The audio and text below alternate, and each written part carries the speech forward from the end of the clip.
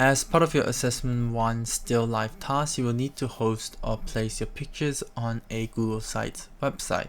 It's pretty simple to create it. You just need to navigate first to Google Sites. You can also access it through your menu over here by scrolling down and finding Google Sites. Now what I'm going to want to do is start a new site. So I'm just going to click blank site, and we're going to be given something like this. Now you can title your site. Now with this one, I want you to put your name. Not that one. Put your name, student name, and then your class. So 10+9 PDM 1. Okay, that's just so we know whose it is, and just makes it easier to see what we're looking at. Now you can give this a title. You can call this Still Life, or better yet, it could be your name.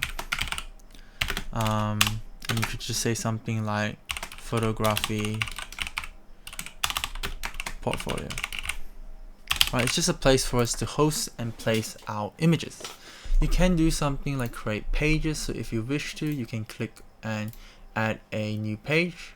So new page, you can give it a name, and this will basically act as a different page. Now to access different pages, you can see it automatically places it at the top bar over here. I'm just gonna get rid of the test. Essentially for this, you can just put everything in the home page. You don't have to worry about other additional pages. Let's just imagine it was there. Cool. Basically, if you want to add content, we can see on the right panel here, we have an insert option, and we have different buttons or available functions that we can use. We can create a new text box, which will put it in there. We can change the font sizes, the font properties, things like that. We can add images. Can upload or select images from our Google Drive. We can embed content, so that this could be videos from other sources or things directly from our drive. Content blocks are basically templates. These templates are great because they have pictures with text associated or next to them. So let's say you have your 5 pictures and you want it to be in this sort of pattern. So we could have our images uploaded here, and then we could have the title of the image. So let's say this could be about the Vanitas. Right, and then we can have like a little title for our picture, little description, other information talking about the photograph if you wish to. Right, you can manipulate these boxes. You can see as I click and drag these elements, there's all these grid lines, so you can sort of have some control with where the elements sort of are placed. But these content blocks sort of act as presets to help guide us with our content.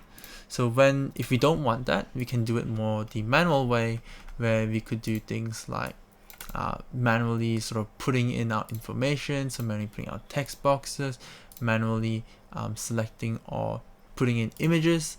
We can do things like adding buttons in there which link to other locations. You can do an image carousel, which can be pretty useful sometimes.